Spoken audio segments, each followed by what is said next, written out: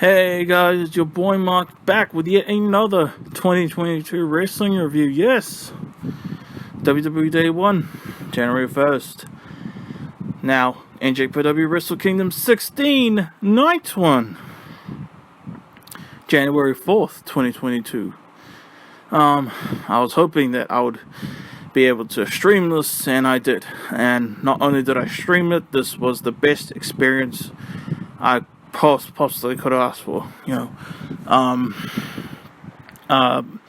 I came into the show right at the end of the pre-show New Japan Rambo match. I believe it was Toru Yano. I know it was Toru Yano in the finals, and who else? I literally it was Sema. I remember he faced Kenny Omega at Fight for the Fall in 2019. Chase Owens and Minoru Suzuki. So it'll be a four-way tomorrow for the King of Pro Wrestling 2022 trophy. Can Toru Yano win it for the second year in a row? We'll see. Last year's also involved Chase Owens. So that's pretty cool. But yeah, I was watching TV earlier tonight. Well, actually, my auntie was watching TV earlier tonight, and she was like, "Hey, what do you want to watch?" And then I went, "Oh, I think right now Wrestle Kingdom is on." I don't think I said that exactly, and then I was like, "It'll be live, and I want to see if there's a stream for it." And then my auntie said to check for a stream on the phone. And then I found that there was a stream for it. And then my auntie said, and then I was trying to say to my auntie, but, because it won't go on the phone, I don't know why illegal live streaming doesn't go on the phone, but I was trying to tell my auntie that. And then she let me just do it on the TV. And then at first it said, we cannot do this request. And then my auntie was like, "Oh, you can't do it on there." And then we just waited for a bit, and then it came on, and then it was right at the end of the New Japan Rambo pre-show match, and then my auntie was like, "Oh, these guys are old. These guys are all old," and that was pretty funny. Yes, Wrestle Kingdom 16 Night 1 2022, January 4, 2022. Your boy's here to review them. This is actually a 3-night Wrestle Kingdom for once. But it's weird because they're talking about night 2 all along, but I understand that night 3 is like a Pro Wrestling Noah crossover thing, but they're not talking about night 3 at all. It's like it's just another 2-day Wrestle Kingdom, you know what I mean?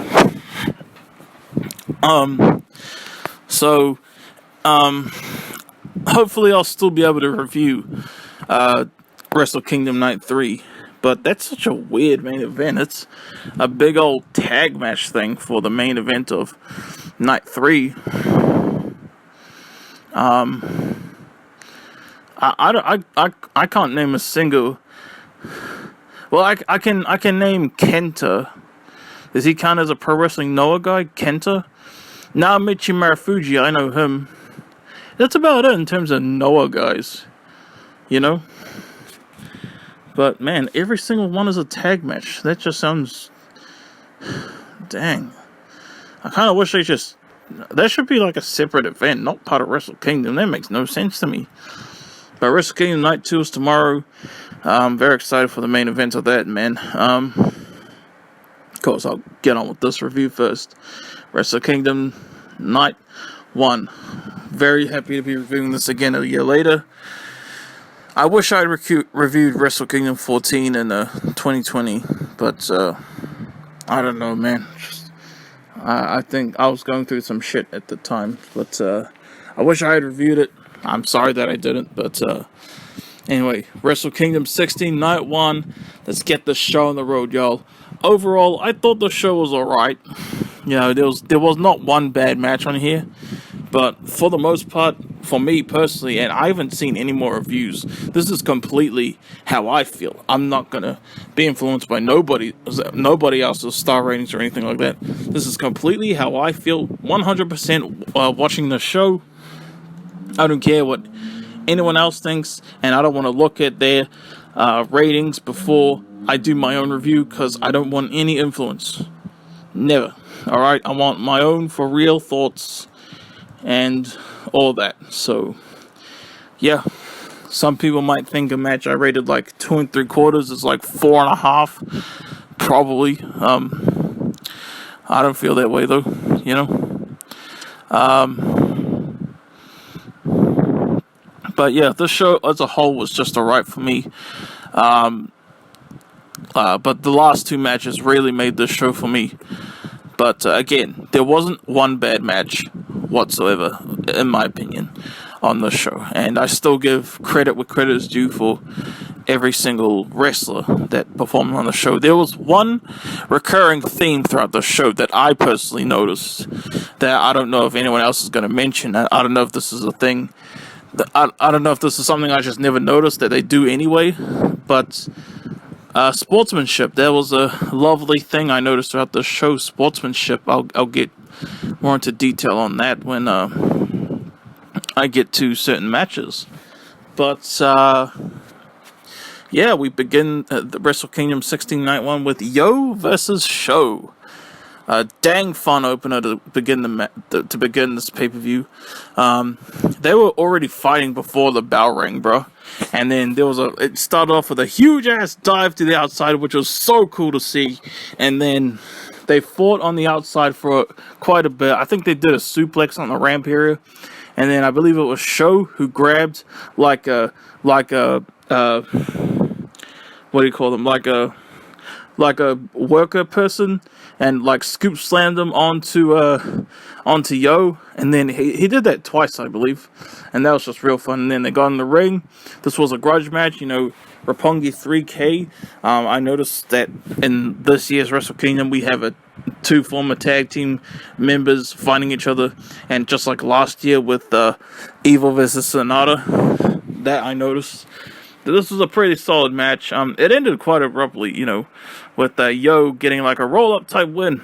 And then Sho was upset about that, and he started attacking Yo after the match, which was pretty crack up. But yeah. Next up, we have Hiroshi Tanahashi. And that's weird to see Hiroshi Tanahashi in such a tag team match at Wrestle Kingdom in the second match of the show, to be quite honest. Hiroshi Tanahashi and the Mega Coaches, consisting of Ryusuke, Taguchi, and Rocky Romero, versus Bullet Club, consisting of Kenta, Taiji, Ishimori, and El Phantasmo. Really fun tag match. I'm struggling to remember what happened in it though. All I remember enjoying the match, you know, having fun with it. And then I remember at the end when Kenta, when the referee was down, of course, Kenta got out a kendo stick, started whacking Tanahashi with it, and then Tanahashi grabbed the kendo stick, and the referee just got back up, but Tanahashi didn't care. He's just whacked Kenta with the stick, getting him DQ'd in the process, but he doesn't care. Even the commentators mention it, and my mom agreed with the commentators when they mentioned it. He doesn't care, you know. He wants to get back at him for the crap with the kendo stick, and that's understandable. I'm very much excited for Tanahashi versus Kenta, no DQ, tomorrow night for the US title. That's going to be dope, I reckon. And yeah. And next we have yet another 6-man tag. We have Los Ingobernables de Japon. I butchered that name. I always butcher that name. I apologize. Consisting of Tetsuya, Naito, Sanada, and Bushi versus United Empire, consisting of Will Ospreay, who will be main eventing Wrestle Kingdom 16 Night 2 tomorrow. Great-O-Khan and Jeff Cobb. I really enjoyed this match, actually. It was so much fun, especially near the end, when it was just getting more intense and fast-paced, you know. I really had a blast watching this match. This was by far my favorite match of the night up to this point. There was this really good, funny and also entertaining spot where Great-O-Khan was trying to dive to the outside onto Sanada, I believe, but I think it was scared or something. I don't know. But this match was a lot of fun, and it ended Will Ospreay in this match, you know, being that he is main eventing tomorrow. He was trying his best not to get involved in this match too much, although he did get the winning victory for this match, so, you know, good for him. Big Will Ospreay fan, his character, massive dick. he's a heel, of course. I assume he's a heel for that reason, but yeah. So yeah. And next up, we have a catch wrestling rules match. This match really confused me. We have the return of a wrestler that I hear a lot of praise from. I don't really know this wrestler myself. This was the return of Katsuyori Shibata, and he was facing against a mystery opponent. And I was hoping it would be Jay White. You know, I don't know what the heck is up with Jay White now. Didn't he confront, like, Kenny Omega at Impact? And I don't think anything has come of that. Like, seriously.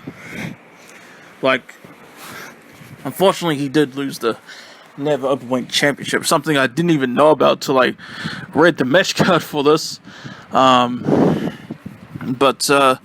Yeah, it was Katsuyori Shibata versus Ren Narita, and apparently he has a history with Shibata. I apologize for, my lack of knowledge about that. And what a catch wrestling rules match was supposed to be. You were supposed to just wrestle, and you weren't supposed to, like, do any strikes. And then Shibata grabbed the mic before the match started, and I didn't really catch what he was trying to say, even with the translator. And then Shibata, especially, was doing a bunch of strikes in this match. Like, bro, I thought you weren't supposed to do strikes. But there was this real funny moment when Ren Narita was, like, seated in the corner, and while the referee was like trying to back off Shibata from doing strikes on him, like, Shibata had his back turned against Ren Narita, and then he was like doing little kicks to his face. If you've seen the match, you probably know what I'm talking about. And yeah, there was some great technical wrestling to begin this match. Overall, this match was alright to me, but it started off excellent, I thought. Like, you had excellent, beautiful technical wrestling to begin this match. That kind of reminded me of, like, Flair Steamboat type technical wrestling, man. Just absolutely beautiful. And then Shibata won this match with, like, a clothesline or something like that. I didn't really see it. It was such a sudden ending, but yeah, I thought it was alright. But congratulations on Shibata for returning to wrestling, even though I'm not really familiar with him myself, So congratulations to him. Next up, this match actually really disappointed me. The Never Openweight Championship match, Tomohiro Ishii versus Evil. I was really excited for this match. Both men do have amazing, like, counters in their matches, and this match, it was entertaining. I didn't hate it. I definitely liked it. Just, it was full of interference, man. Like, Evil was, like, cheating the whole time, I reckon. And maybe Ishii was too. I don't know. I was like, bro. It started off awesome, though. Like, you had Evil and Ishii. I believe this was another match that when they started fighting before the bell even rang. And then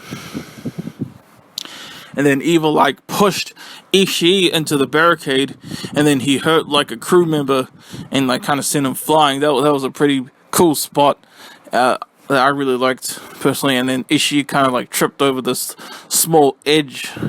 If you watched this show, you might know what I'm talking about. But yeah, lots of cheating. Had a pretty cool ending, though. Evil whacked Ishii with the bell, with the referee down, of course. He didn't go straight for the cover, though. He did the Everything is Evil. 1, 2, 3. Evil is your new Never Openweight Champion. Congratulations to him. And yeah. How cool is it that Evil actually is a IWGP Intercontinental and IWGP World Champion? I don't think that when I see him, I think of a tag team type guy when I see that, Alright. Next match, we have the IWGP, oh my gosh. Alright, back to the 6-man, and back to the 6-man earlier, with, Japan versus United Empire. What I was saying about sportsmanship on the show, Tetsuya Naito is going to wrestle Jeff Cobb tomorrow. And after this match, Naito gave Jeff Cobb an ice pack to heal after this match. I just love that. That was amazing sportsmanship. Knowing, hey, we're going to wrestle tomorrow, he straight up got him an ice pack to heal up for tonight. I love that sportsmanship. And even after the Shibata Narita match, when Shibata was like, you did good, kid. I love that. I love the sportsmanship. It just, it just makes me feel good. It makes me feel like humanity is still good, you know, despite many flaws, you know what I mean? Just, I love sportsmanship, you know, especially when it's opponents against each other, you know. And then now that we go into the IWGP Tag Team Championship match, Dangerous Tekkers, consisting of Taichi and Zack Sabre Jr., defending against Chaos, consisting of Haruki Goto and Yoshi-Hashi. Another match I was enjoying when it started, and then it kind of fell off for me, I guess. Although there's still some cool moves throughout the match. Like I said, not one bad match at this show. No. But I believe like Dangerous Tekkers were trying to break some type of curse. Well, what's the curse? Is it that the IWGP Tag Team Championship always changes hands at Wrestle Kingdom? Is that the curse they were trying to break? I don't know what the curse is, but all I knew was that Dangerous Tekkers wanted to win to break that curse, which just made it funnier when Chaos won the titles. Oh man, but even then, still amazing sportsmanship. I think Yoshi-Hashi, one of the Chaos members, they reached out to Taichi to, you know, shake his hand, and then Taichi kind of whacked his hand out, and then instead he just got up and gave him a hug and like congratulated him.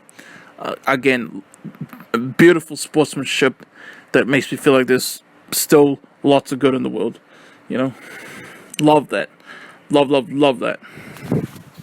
Now we go into the penultimate match of the night. That would be the IWGP Junior Heavyweight Championship match. That would be El Desperado defending against Hiromu Takahashi. Oh my gosh, man. It seems like Hiromu Takahashi is in every single IWGP Junior match every single year. You know, he's a great wrestler, you know, not that I mind. It's just, I've noticed that. Let's see, Wrestle Kingdom 18. I know he was in that awesome four-way match with Ospreay, Skrull, and Kushida. That was an amazing underrated match. That was my first Wrestle Kingdom, by the way, which I have reviewed from way back then. Please check that out if you want to check that out. El Desperado versus Hiromu Takahashi. This match was awesome. Loved this match. By far my second favorite match of the night. The way this match started out was so cool. They were just chopping each other again and again. Desperado chopped Takahashi. Takahashi chopped Desperado. And they were just chopping each other again and again and again. And it just never got boring to me. And then once they were done chopping, which took a while from my perspective, they did this awesome ass like sunset flip on the outside. I believe Takahashi did that to El Desperado. And yeah, just a really fun match throughout. And I gotta tell you something. I was super tired at the start of this show, but somehow I stayed up all the way up to this match. The IWGP Junior Heavyweight Championship match between El Desperado and Hiromu Takahashi. And it was during this match that I did fall asleep for a little bit. Alright, I did fall asleep for a little bit. But because of how tired I was, I'm honestly glad I did. You know, I'm glad I had a little sleep, especially just before the main event, because I can be a little bit more up and attentive. You know what I mean? And something really cool happened when I was asleep. And let me explain. You know when you're asleep and when you dream and there are real life sounds happening outside of you, you know, in real life.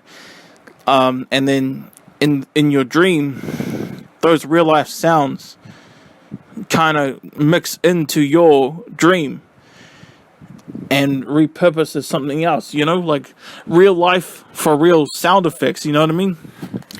Well, the sounds that these two made when they were running in this match, like when they were running inside the ring, in my dream, I had a dream, I had a little small dream where someone was knocking at the door.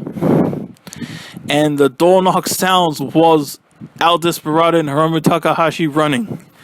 I'm not joking. I swear to God, that's what happened. How amazing is that? Just, that is so cool. That is amazing. I swear to God. That's just incredible, man. Like, dang. I love that. I'm very proud of that. Very proud and grateful that I get to tell the tale. You know? Anyway, this match was awesome. And El Desperado actually retained. Such an awesome match. How the match ended was, El Desperado,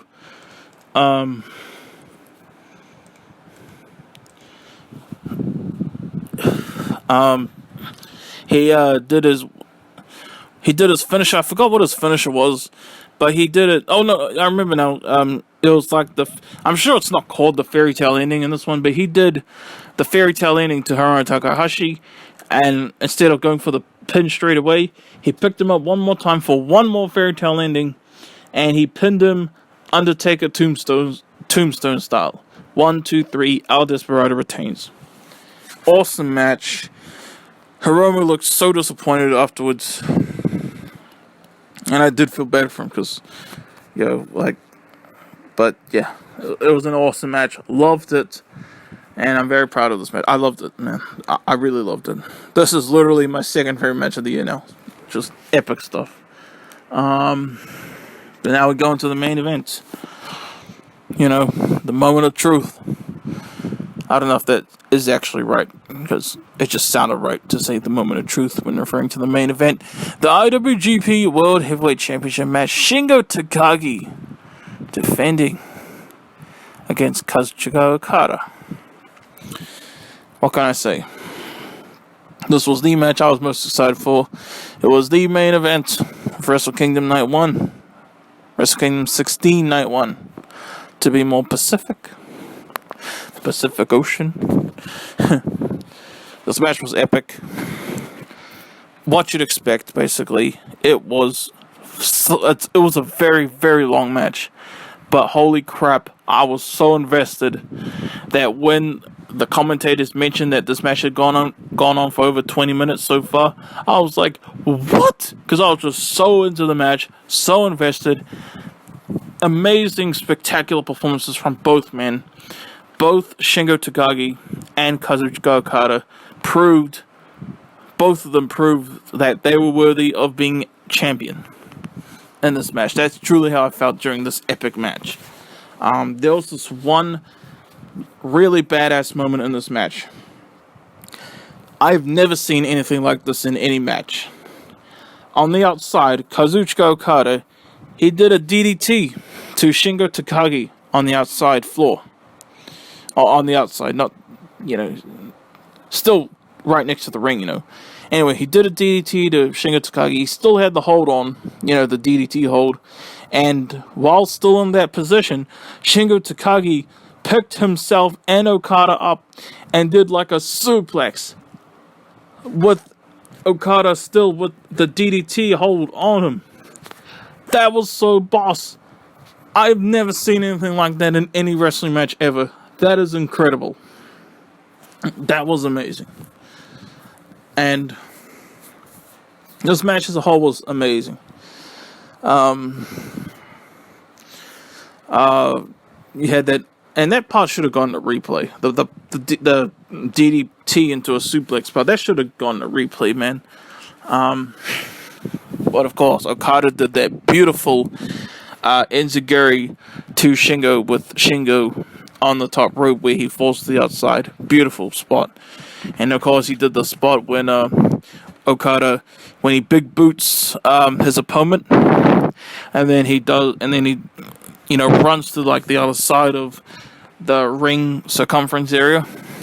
Then he sprints towards and does a big old diving crossbody to them on the outside still. That happened again, of course. But this one was kind of cool because there were these, group of fans in the crowd. Really close to where Okada wanted to do it. And then Okada literally said to them, please move. And then he did it. And it was such an awesome spot. They go back, fight a whole bunch more. Oh, Shingo did his, Made in Japan, is that his finisher? He did that to Okada on the ramp. That was so badass. That was so cool. Then they fall in the ring some more. Okada, Shingo Takagi ends up doing Made in Japan twice inside the ring as well, and Okada kicked out both times. Dope. Okada did the Rainmaker, but he was too tired, and of course that wouldn't have been a 3 count. He did land the Rainmaker on Shingo though. Then they fought a bunch more, lots of counters, lots of reversals, and eventually out of the blue, Okada does one more Rainmaker, goes for the cover on Shingo Takagi. 1, 2, 3. Kazuchika Okada is your brand new IWGP World Heavyweight Champion. And you know what? I was rooting for both of them in this match, because on one hand, I was rooting for Shingo because I was really happy for him that, you know, that he got to, you know, like, main event and be a champion, I guess, you know. And on the other, I was rooting for Okada because, well, he would be facing Will Ospreay tomorrow if he had won, which he did. So that's a rematch of last year's Wrestle Kingdom, which is so awesome.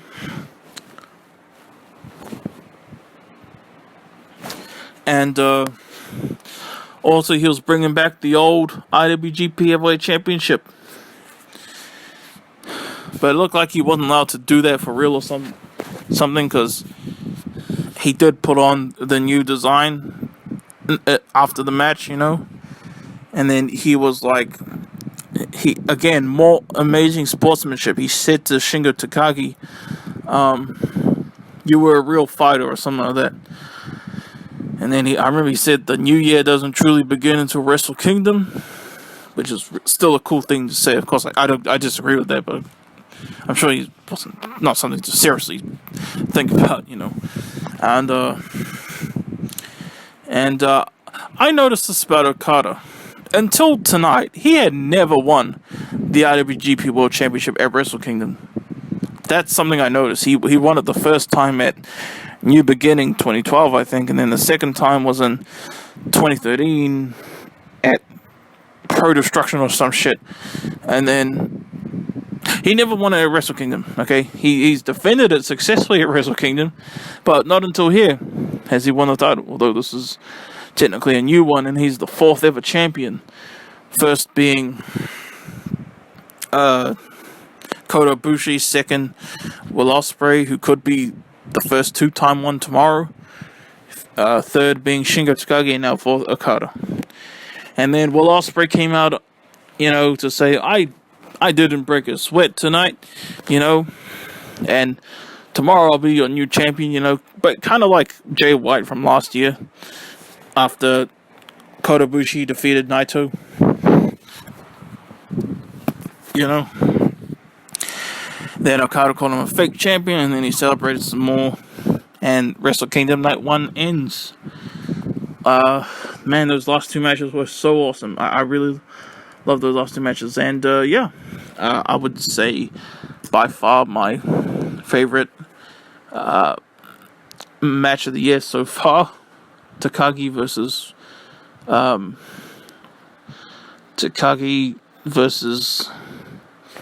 Okada, of course. And yeah, that's your boys' thoughts on NJPW Wrestle Kingdom 16 Night 1. Hope you guys enjoyed your boys' review. Tomorrow I should be reviewing Wrestle Kingdom 16 Night 2. And on the 8th, I'll hopefully be able to find another stream again there and be able to review Wrestle Kingdom 16 Night 3 as well. And Night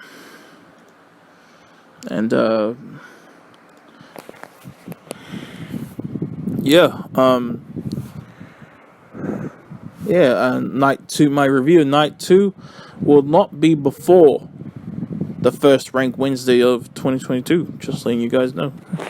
Alright, I'm your boy Mark, thank you for watching, peace out.